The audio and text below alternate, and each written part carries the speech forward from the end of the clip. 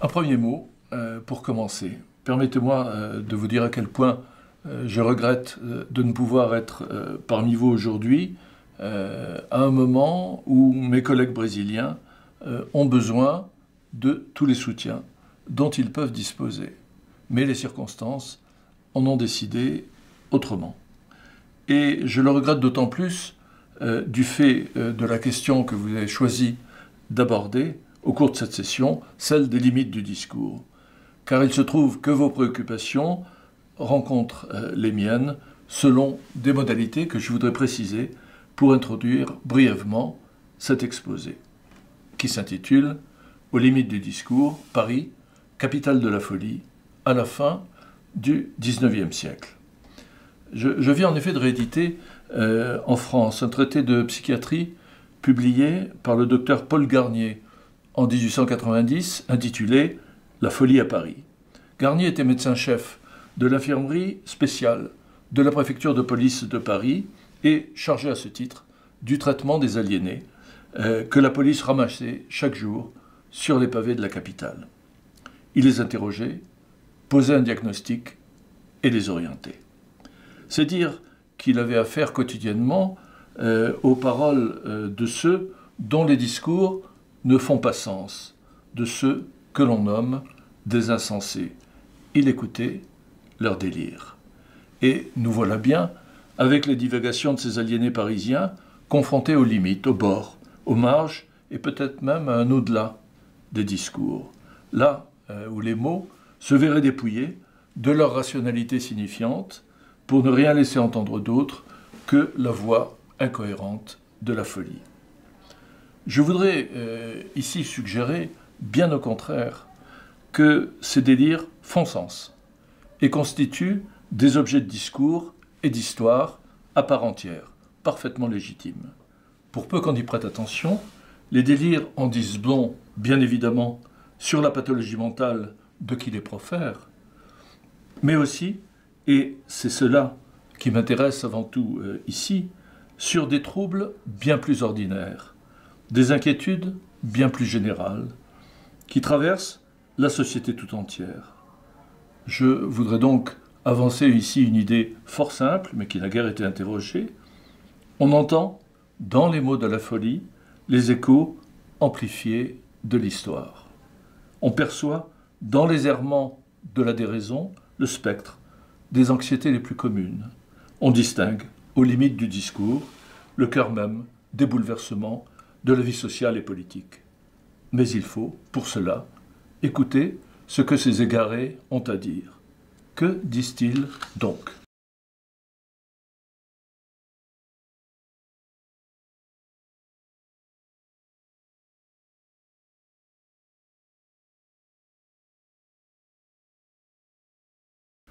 Lorsqu'on consulte son dossier psychiatrique de C, grand C, 3 petits points, on sait fort peu de choses.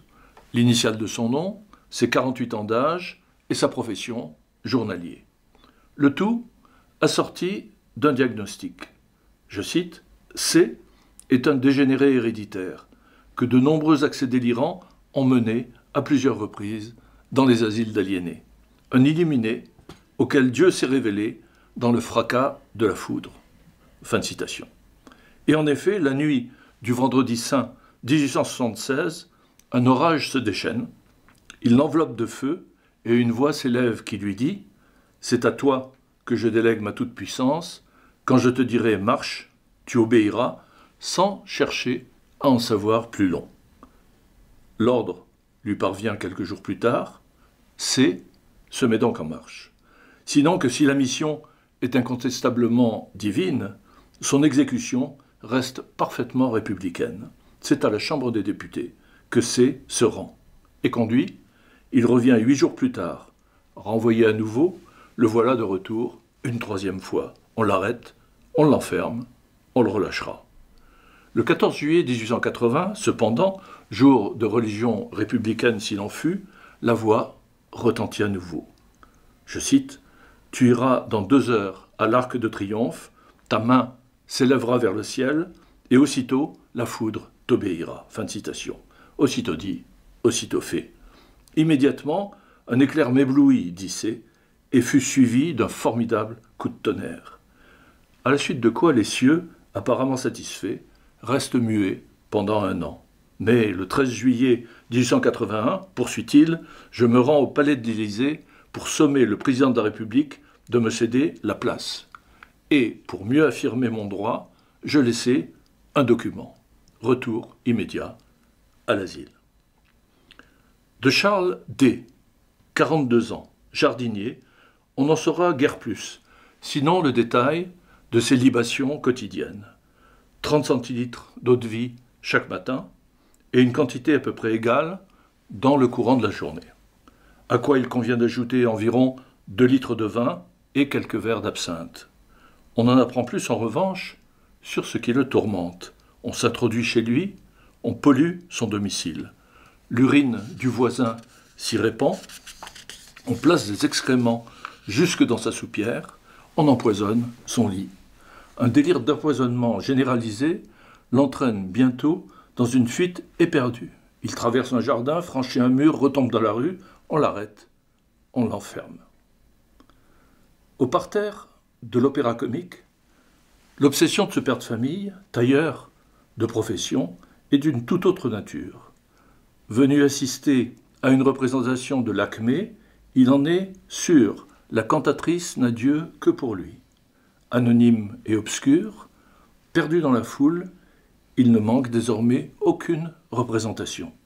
Dès lors, il la suit après le spectacle, court derrière sa voiture, à travers les rues de Paris. Sa photo dans la presse l'a montré pleurer, c'est après lui, bien évidemment, qu'elle soupire.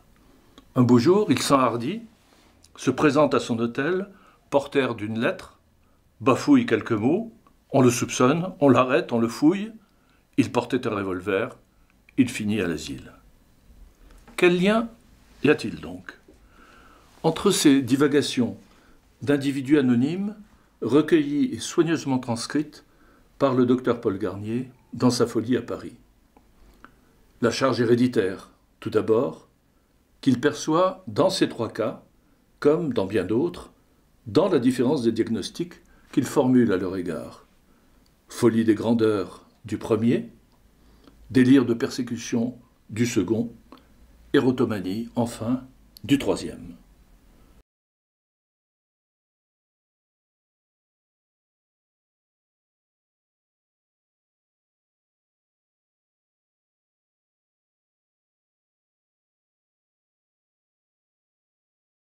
Au travers de la variété de leurs délires, ces destins obscurs ont cependant plus en commun qu'il n'y paraît. On y sent tout d'abord la présence obsédante de la capitale, l'irrésistible attraction que semble exercer chez certains de ces insensés la monumentalité de la ville, ses lieux de pouvoir tout autant que ses scènes de divertissement. Comment s'en étonner dans un état politique et une vie culturelle aussi centralisés qu'ils le sont en France? C'est à la porte de l'Élysée et au parterre de l'Opéra-Comique qu'on vient perdre la tête. Le Paris des Lumières, du pouvoir et de la célébrité semble aimanter la folie. Mais il est aussi un Paris plus quotidien et plus obscur qui la nourrit, celui de la rue et de ses foules, au moment où se constitue la société de masse et où explose la démographie parisienne. Entre 1850 et 1890, au moment où, écrit Garnier, la population de la capitale a fait plus que doubler, atteignant 2,5 millions d'habitants intramuros et plus de 3 millions dans l'agglomération. À cette montée d'anxiété nouvelle qu'engendre le nombre, la densité, l'isolement et l'anonymat, s'en ajoutent d'autres. Paris a ses zones d'ombre, ses ruelles obscures, ses labyrinthes nocturnes, où rôde le crime et tous les dangers. À quoi s'ajoute la corruption de l'air et du sol. Inutile d'insister, de tout cela, la littérature du siècle, Balzac, Hugo, Sue ou Zola, regorge de témoignages qu'a analysé l'histoire des bas-fonds. Ce qui ne fait guère de doute, c'est que le Paris des Lumières, tout autant que celui de l'ombre ou de la boue, hante les paroles recueillies dans les asiles. Le Paris des insensés semble donc bien avoir ses sites, sa topographie, mais aussi ses déplacements, ses attractions, ses lignes de fuite. J'y reviendrai. Au fil des errances de ces folies parisiennes, il est cependant un point de passage obligé, tout à la fois seuil d'entrée et gare de triage de l'institution asilaire, que ceux que j'ai choisis en exemple ont tous trois franchi. Ce grand carrefour des aliénés parisiens, c'est l'infirmerie spéciale du dépôt de la préfecture de police de Paris. C'est en 1872 qu'est créée l'infirmerie spéciale. Y débarquait ainsi, depuis lors, la cohorte de ceux que la police ramassait sur les pavés de la capitale, fauteurs de troubles réels ou de désordres potentiels, mendiants, vagabonds, prostituées, voleurs à la tire, ivrognes, miséreux, enfants perdus ou vieillards égarés, tout l'univers des petites délinquances et des existences précaires. Et parmi ceux-ci, les aliénés. Nous voilà donc au cœur de ces mécanismes de sécurité où Michel Foucault voyait des rouages essentiels de ce qu'il a appelé la gouvernementalité. L'infirmerie spéciale est bien l'un de ces dispositifs de gestion des populations urbaines à l'heure des sociétés de masse, alors que la population devient une réalité dense, épaisse, naturelle, nous dit Foucault, et la question de sa santé, je cite, un objet permanent de soucis et d'intervention pour la police. La gouvernementalité de l'ère des masses a ainsi souhaité se doter, avec l'infirmerie spéciale, d'un dispositif de contrôle du désordre des âmes et des périls sociaux qui les guettent. On perçoit sa nature ambiguë. Structure d'ordre ou institution de soins, seuil de la prison ou entrée à l'asile, ce qui pose la question, que venaient donc chercher dans ce lieu équivoque les cliniciens qui s'y succédèrent?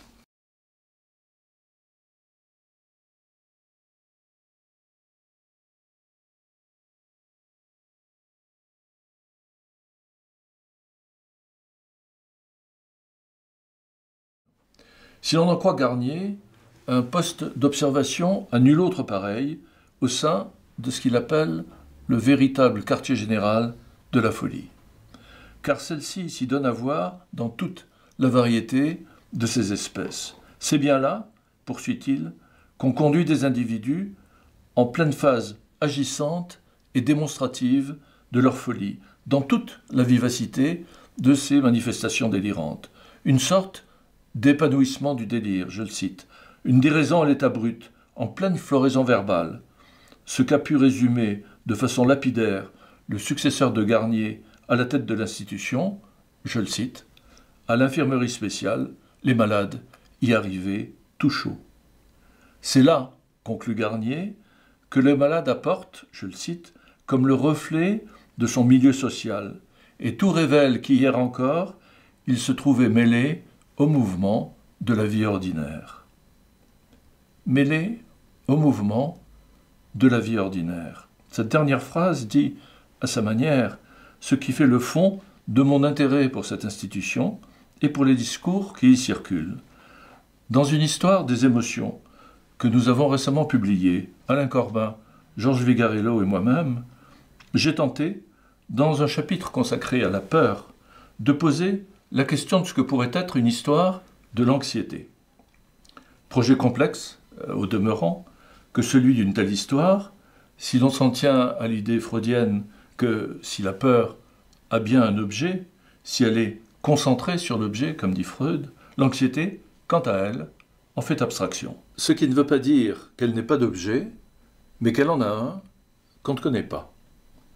Or, il semble acquis que les formes contemporaines de l'anxiété se sont amplifiées avec l'avènement des sociétés de masse dans la seconde moitié du XIXe siècle, sous l'effet de la brutalité et de la rapidité des transformations économiques, politiques et sociales qu'elles ont engendrées, et qu'elles constituent depuis lors un affect de masse qui accompagne, à la manière d'un bruit sourd et continu, l'existence des individus qui vivent dans ces sociétés qui sont devenues les nôtres. De telles anxiétés de masse, fluides ou nébuleuses, souterraines ou flottantes, largement indéterminées, sont susceptibles, à certains moments historiques, de se convertir en peurs chargées de menaces et d'ennemis. Et c'est bien ce genre de conversion, d'anxiété sociale, fonctionnant à bas bruit, sourde et partagée, en peur irraisonnée, terreur incohérente, désordre incontrôlable, qu'il est possible d'entendre dans ces délires qui conduisent certains au seuil de l'infirmerie spéciale. Car, en dépit de leur nature singulière, ces paroles insensées ont quelque chose en commun qui précisément fait sens et qui dit quelque chose des inquiétudes de ce mouvement de la vie ordinaire qu'hier encore ils partageaient. Et les catégories nosographiques dans lesquelles la psychiatrie va aussitôt les faire entrer, le destin asilaire qui les attend n'épuise pas le fond de vérité, la charge de réalité, des angoisses sociales qui ont nourri leur discours.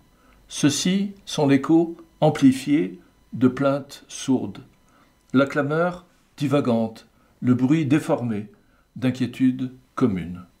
On peut tenir ces délires pour une sorte de sismographe des anxiétés collectives, leur tremblement exacerbé, où se trouve une part du sens dont bien souvent on les prive.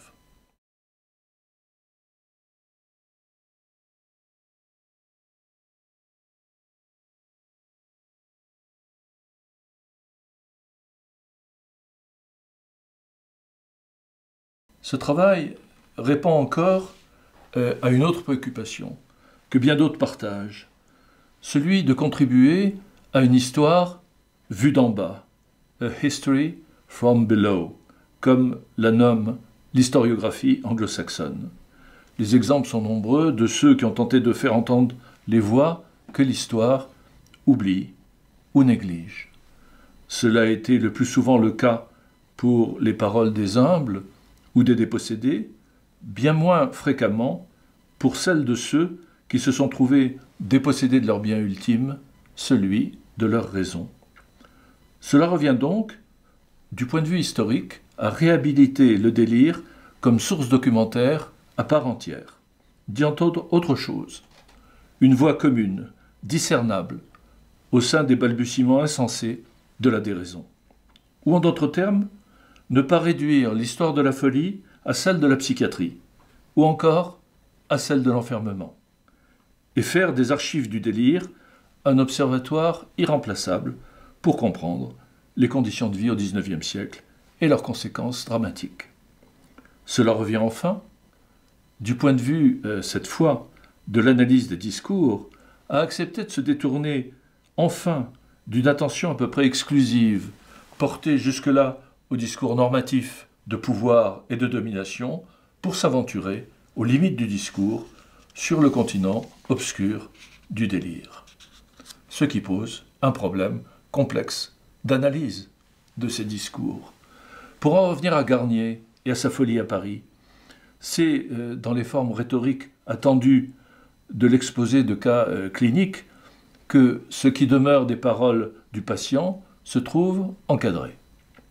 Cela n'implique pas que tout ce qui s'y est dit soit désormais radicalement hors d'atteinte. Mais cela suppose, pour le moins, une stratégie de lecture. Dans la rhétorique de l'aliéniste, demeurer attentif aux incidents et aux ratés du parcours discursif, des insistances inhabituelles, des surprises avouées, des silences de l'interprétation, des détails insolites. Du côté cette fois des délires rapportés, s'efforcer de détecter des redondances occasionnelles, des répétitions obsessives, des thèmes récurrents, des ébauches de structures. Bref, tendre l'oreille d'un délire à l'autre, à ce que ces divagations singulières peuvent bien avoir à dire en commun. Il y a donc une certaine manière de lire les archives du délire dans les cas cliniques qui les exposent. Elle revient peut-être dans cet enchevêtrement de mots, à prêter une attention plus volontiers flottante aux attendus du discours psychiatrique et à exercer une écoute plus aiguë du fil ténu des énoncés rapportés, ou encore, comme le suggère Laure Murat, de lire, je cite, comme un palimpseste, ces registres où s'enchevêtrent plusieurs voix. Car, ajoute-t-elle, si les mots de la folie parviennent à affleurer à la surface du roman psychiatrique, quelles inquiétudes portent-ils en eux? Retrouver les mots sous les mots et l'anxiété qui les habite, c'est bien une préoccupation essentielle de cet exposé.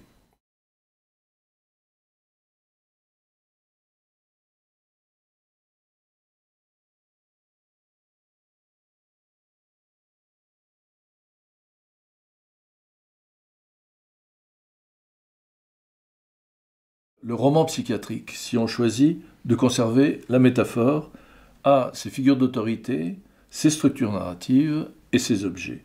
Pour faire vite, en être l'auteur est un privilège inattaquable de l'aliéniste, pose en préalable Garnier. Ce rôle, je cite, ne pouvant être dévolu à une personne étrangère à la médecine. Sa structure en récit ne saurait non plus surprendre, puisque ce genre sature la littérature clinique tout autant que la fiction littéraire de la seconde moitié du XIXe siècle. Le roman psychiatrique, c'est celui de la dégénérescence. Je cite, « L'hérédité est le fait qui domine de très haut l'étiologie de la folie », nous dit Garnier. Le problème reste que dans ce grand roman des dégénérés, tous les insensés se confondent. C'est là, sans doute, le point culminant de la surdité psychiatrique d'alors. Et on ne les distingue pas non plus, ces aliénés, dans les objets du récit. Ces trois grandes catégories morbides où Garnier les regroupe: l'alcoolisme, la paralysie générale et les perversions. Je n'entrerai pas ici dans le détail. Ces mots s'additionnent aux charges héréditaires, mais obéissent en outre à d'autres facteurs, ceux de la vie urbaine, dans une société de masse. Ce seraient là des folies urbaines, et Paris en est la capitale. Tout l'ouvrage de Garnier tend à cette conclusion unique: Paris produit de la folie. Tout cela n'est cependant pas aussi simple qu'on a parfois pris l'habitude de le penser. Il ne fait guère de doute que Paul Garnier et l'institution qu'il dirige participent à ces dispositifs où Foucault situe les rouages de la gouvernementalité. Et si l'infirmerie spéciale est bien un instrument de contrôle des désordres dans la cité, Garnier n'en reste pas moins un clinicien, et une part de son discours échappe, souvent malgré lui, à la rhétorique des dégénérescences ou à la nomenclature des folies urbaines. Les aliénés du dépôt redeviennent alors des sujets, au sens médical du terme, des patients, quoique éphémères.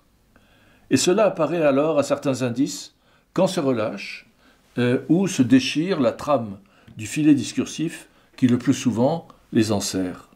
Un passage inattendu au discours direct, la longueur inhabituelle des citations du patient, le poids que le médecin leur accorde, l'abondance soudaine de détails qui viennent parfois retracer une vie tout entière. Bref, tous les lieux, tous les moments du discours où le délire déborde le cadre narratif ou le contient d'ordinaire la rhétorique de l'aliéniste.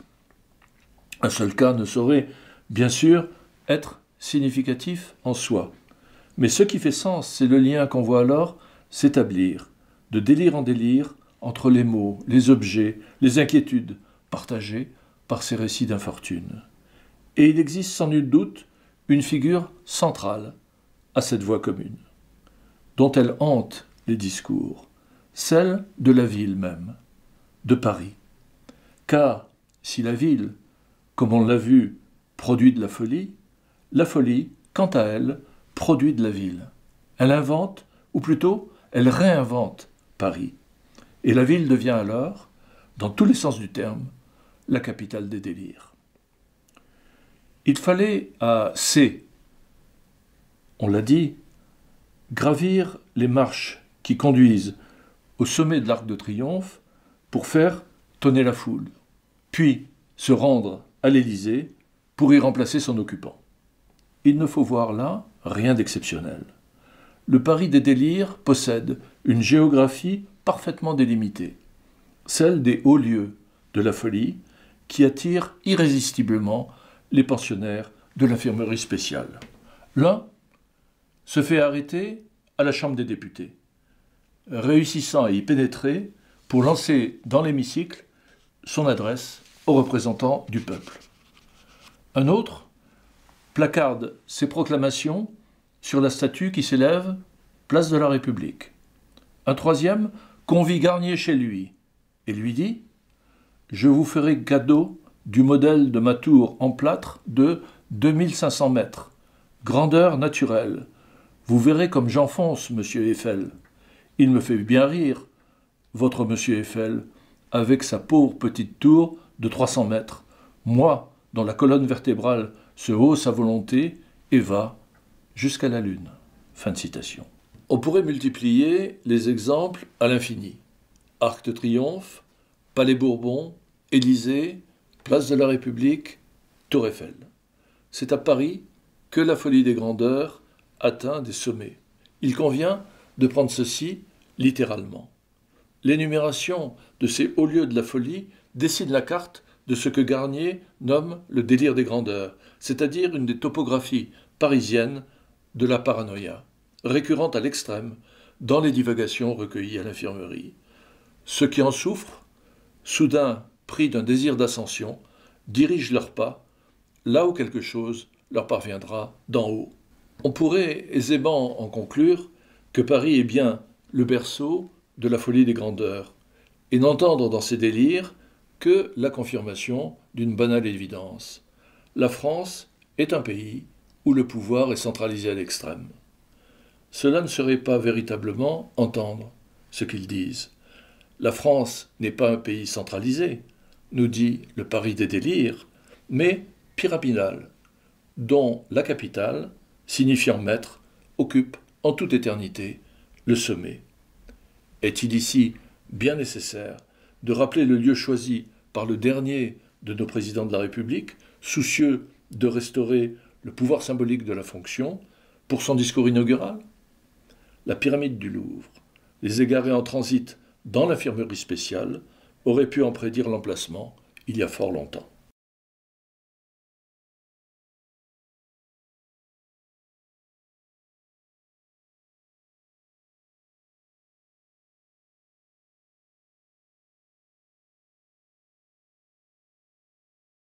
Berceau du délire des grandeurs, Paris est tout autant l'épicentre de celui de la persécution.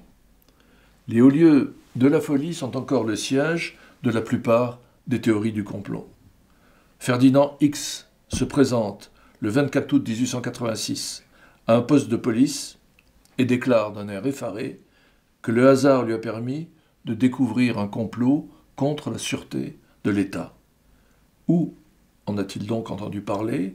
Sur un banc, place de la République. Il existe cependant des menaces plus diffuses, des anxiétés plus quotidiennes, des persécutions plus ordinaires.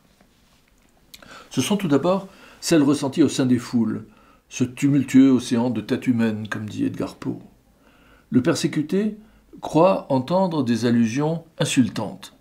Sur son passage, percevoir des regards ironiques. On le toise, on le surveille, on l'épie sans relâche, on le poursuivra bientôt. Cette panophobie, comme la nomme Théodule Ribaud en 1911, peur de tout et de rien, l'invite à la fuite. L'un se lance donc dans une course éperdue, poursuivi par le président de la République, un canon sous le bras, qui le soupçonne d'être un anarchiste. Un autre est pourchassé par une escouade de dragons. Un troisième file d'un trait du centre de la ville à Argenteuil, épouvanté, car tout Paris est en feu. Tout cela n'est pourtant pas entièrement sans raison. Les délires conservent et ravivent, dans des paroxysmes anxieux, les traces laissées par les grandes peurs des incendies de la Commune et des violences de la semaine sanglante dans la mémoire collective. Mais ils font, là encore, plus que cela. On aurait tort de ne voir dans ces hallucinations d'une ville en flammes que le seul écho d'un événement historique, soudain rallumé, des braises de la Commune. L'incendie de la capitale n'est pas cantonné, en effet, au seul Paris des insensés. La ville se consume au sein de sensibilités plus générales, d'inquiétudes plus diffuses. Et Paris brûle encore dans la littérature, d'un feu que rien ne semble pouvoir éteindre. Écoutons Balzac. Je cite, « Ce n'est pas seulement par plaisanterie que Paris a été nommé un enfer. Tenez ce mot pour vrai. Là, tout fume, tout brûle, tout bouillonne, tout flambe, s'évapore, s'éteint, se rallume, étincelle, pétille et se consume. Jamais vie, en aucun pays, ne fut plus ardente et plus cuisante. » Fin de citation. Paris est un éternel cratère, sa nature sociale toujours en fusion, conclut alors Balzac. C'est là ce qu'il arrive parfois aux pensionnaires de l'infirmerie spéciale de croire, de voir et de fuir. Prendre à la lettre des anxiétés ordinaires qui hantent le sentiment de la ville, discerner des visions hallucinées sous les métaphores littéraires où se reflète l'image de la cité, raviver le souvenir des violences passées qui la hantent, compte sans nul doute parmi les clés qui ouvrent les portes du Paris des délires. À ces dangers extérieurs de la rue et des foules, les logements des quartiers populaires n'offrent guère que des abris précaires. Les intrusions délirantes se multiplient dans l'espace privé. L'ordure du voisinage s'y répand, les bruits menaçants de la rue y résonnent, les rats les infestent, les nuisances animales s'y multiplient, pénétrant jusqu'à l'intimité organique du corps. On vrille les murs du logis ou on les abat. Là encore, rien n'est effacé de l'insalubrité de l'habitat ouvrier. Rien n'est oublié des destructions, de l'haussmanisation des quartiers pauvres, dont les divagations des pensionnaires de l'infirmerie spéciale amènent à questionner le coût psychologique et la durée persistante. Car les effets psychologiques des bouleversements de la rénovation urbaine vont encore au-delà. Ces innovations technologiques étendent considérablement le champ du sentiment de persécution et en démultiplient les causes et les agents. Le réseau du gaz se met en place au cours du XIXe siècle et se trouve considérablement étendu sous le Second Empire. Celui du téléphone recrute vers la fin du siècle ses premiers milliers d'abonnés, tandis que progresse l'électrification de la capitale. Fleurissent alors les délires d'écoute par câble, tubes et appareils spéciaux, et se répand avec eux une nouvelle sorte de persécuteurs, opérant à distance, équipés d'engins mystérieux, apparentés le plus souvent aux tuyaux, aux propriétés téléphoniques et électriques. Ils pénètrent jusqu'au corps, le traversent de décharge, y insufflent du gaz, enlisent et dérobent les pensées, ou à l'inverse, l'abreuvent d'insultes, le remplissent d'obsessions indésirables, le saturent de matière fécale. Il n'y a rien ici que de très classique. Peu de surprise à ce que la modernisation urbaine ait laissé de telles traces dans les délires de la fin du siècle. Les insensés sont à cet égard parfaitement normaux et restent des gens de leur temps et de leur lieu. Rien d'inattendu non plus, à ce que l'on retrouve dans ces hallucinations une image extravagante de l'innovation technologique, de son irruption dans les modes de vie ou des anxiétés diffuses qu'elle engendre. Car elle révèle l'émergence d'une autre ville dans la ville, d'un Paris invisible qui court sous les pavés des rues et dans la pierre des immeubles.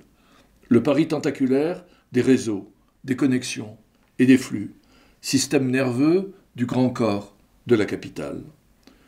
Une organicité plus complexe de la ville moderne, banale aujourd'hui, est alors en train de prendre vie et de marquer de l'empreinte de ses ramifications l'imaginaire urbain. Et c'est bien là que les aliénés parisiens ont quelque chose à dire qui va au-delà de leur divagation ou de ce qu'elles expriment des angoisses de leurs contemporains.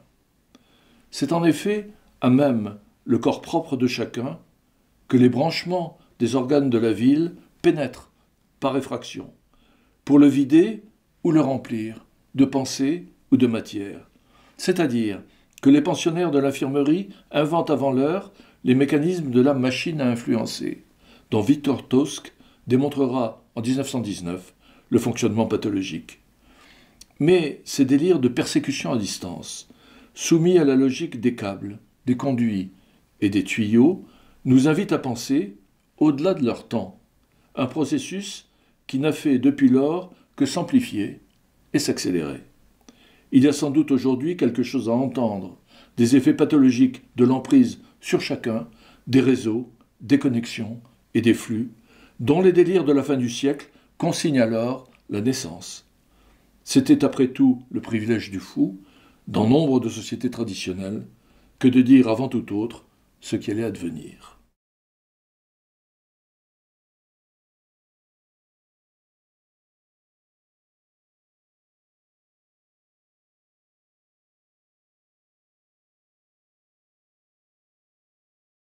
C'est aussi le propre de sa parole que de conserver la trace immémoriale de ce qui a été.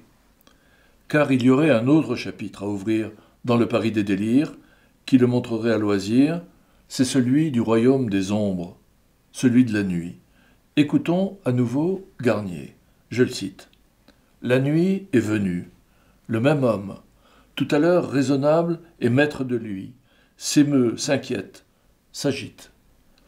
L'ombre va se peupler de fantômes, d'animaux, d'individus armés. Des apparitions sinistres le font passer par toutes les transes de la peur. Effaré, il se cache le visage pour soustraire ce spectacle terrifiant à sa vue. Il appelle au secours. Il heurte violemment à la porte. Il veut fuir. La raison est devenue lettre morte pour cet affolé, si différent de ce qu'il était quelques instants auparavant, à l'éclat du grand jour. Il peut alors se porter aux actes les plus violents, au suicide, à l'homicide. Paris est la capitale des terreurs nocturnes, prolongement historique des grandes peurs qui hantaient les campagnes de jadis. Dès le soir venu, la topographie de la ville se transforme, labyrinthe de ruelles obscures, coupe-gorge, où se devinent des menaces, où se dissimulent tous les dangers. La littérature du XIXe siècle, celle de Balzac, celle de Hugo, a fait de la ville lumière une cité de ténèbres, qui fait naître des apparitions et dicte leur conduite à ceux que l'effroi de l'ombre conduit à l'infirmerie. Une fois en effet la nuit tombée, je cite, le délirant alcoolique cherche habituellement à se soustraire par la fuite au danger dont il se croit menacé. Il court affolé dans les rues, parfois sur les toits. Fin de citation. La nuit ouvre le temps des courses folles et des fuites éperdues. Mais qu'est-ce qui fait donc courir les fous dans la ville? La présence de la mort, la menace des bruits, la crainte de l'agression. Françoise G. voit sa maison se remplir de cadavres. On vient tout juste d'en fourrer 2 dans son lit. Convaincue d'être bientôt assassinée, elle prend ses jambes à son cou et file au hasard des rues. Auguste F., en plein délire alcoolique, s'enfuit car il se croit poursuivi. Enfin parvenu chez lui, il entend le grincement de la porte cochère, des pas dans le couloir, se barricade, place son lit contre la porte. Gustave K., amené le 9 mai 1889 à l'infirmerie, raconte son histoire, longue suite de fuites et d'agressions dans le Paris nocturne, poursuivi par la bande des coupeurs de poignets. Ceux qui, en chemin, lui proposent de l'aider, le trahissent ou l'abandonnent. Les lieux familiers eux-mêmes deviennent méconnaissables, soudain peuplé de présences hostiles. Il finit par se jeter dans la gueule du loup, nous dit-il. « Ah, petit cochon, nous te tenons tout de même !» jubilent les coupeurs de poignets qui l'encerclent. Ils obéissent à une horrible femme, une petite boiteuse, ajoute-t-il. Ils le forcent à uriner devant elle. Je le cite, « Elle allait profiter de la situation pour me couper les poignets et quelque chose d'autre en même temps, et me pendre un bec de gaz. » Fin de citation. De cette brève compilation de divagations nocturnes, on peut d'ores et déjà tirer quelques conclusions provisoires quant à la nature des délires comme objet historique. Ils constituent, tout d'abord, l'expression paroxystique d'un sentiment général d'insécurité nocturne dans la grande ville de la fin du XIXe siècle. La nuit, temps du sommeil et du repos, est aussi celui de l'insomnie et de l'angoisse. La mort plane, et les bruits menacent jusqu'à l'intérieur des logis. Des périls rôdent au fond des ruelles obscures. Les délires mettent en scène, là encore, toute la gamme des atteintes à la surface ou à l'intériorité du corps. Mais ces énoncés s'inscrivent dans une autre temporalité que celle qui, il y a un instant, voyait apparaître au fil du discours des fragments d'histoire contemporaine. L'obscurité oblitère les protections qui entouraient le corps diurne, prive du soulagement de leur présence visuelle, sépare chacun de la vue et de la parole de l'autre. La nuit aveugle et isole, dans un temps immémorial, celui de l'exposition du corps aux ténèbres. Je cite, « Quand la nuit, dans son donjon rouillé, a emprisonné notre vue, et que nous voilà chacun enfermés séparément dans notre chambre », écrit Thomas Nash dans ses Terreurs de la nuit en 1594. De là, l'amplification des sensibilités aux bruits nocturnes, à leur intensité, à leur proximité, aux menaces qu'ils prédisent. C'est dire que les délires présentent alors une thématique et une structure narrative proches de celle du rêve, ou plus exactement du cauchemar. Disparition des murs, envahissement par les bruits, atteinte au corps, auxquelles la fuite ou l'errance sans fin permettent seuls d'échapper. Voilà ce qu'on retrouve point par point dans l'analyse qu'a laissée Charlotte Bérat des rêves qu'elle recueillit pendant la montée du nazisme dans l'Allemagne des années 30. Nulle confusion historique ici. Ces coïncidences avec l'univers onirique de la Renaissance anglaise ou celui de la France urbaine de la fin du XIXe siècle témoignent tout simplement de leur dimension anthropologique, celle d'un temps qui excède toute longue durée au sens où l'entend l'histoire. C'est donc là tout l'intérêt des délires comme objet historique et toute la nécessité de leur inscription dans le corpus des discours singuliers, à partir de quoi écrire l'histoire des faits psychiques. Écoutons Gustave K. à nouveau. Ces déambulations dans la nuit parisienne sont peuplées de représentations anciennes, celles des contes des campagnes de jadis, loups, petits conchons et sorcières boiteuses confondues. Il y a toujours, à Paris, au XIXe siècle, des sabbats nocturnes, le retour de peurs ancestrales, une nuit encore habitée des forces du mal qui hantaient la France ancienne.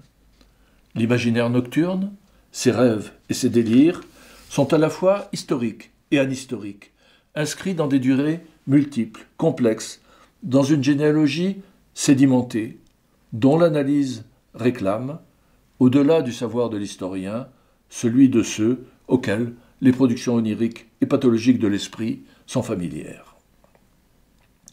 Que conclure, enfin, de cette brève incursion dans l'univers des délires parisiens à la fin du XIXe siècle? On y voit s'esquisser, tout d'abord, au moment où le paradigme foucaldien d'une histoire de la folie comme généalogie de contrôle et d'enfermement montre à l'évidence des signes d'épuisement, la possibilité d'une autre histoire de la folie, où la parole des patients reprendrait tous ses droits et son entière légitimité discursive. Cette requalification des délires en objet d'histoire repousse les limites du discours et ouvre du même coup un champ discursif immense, celui des contes de la folie ordinaire. J'ai voulu en donner un exemple en montrant comment la folie pouvait réinventer Paris, et en quoi le Paris des insensés éclairait de son inquiétante étrangeté l'univers urbain qui nous semble pourtant si familier. Je vous remercie de votre attention.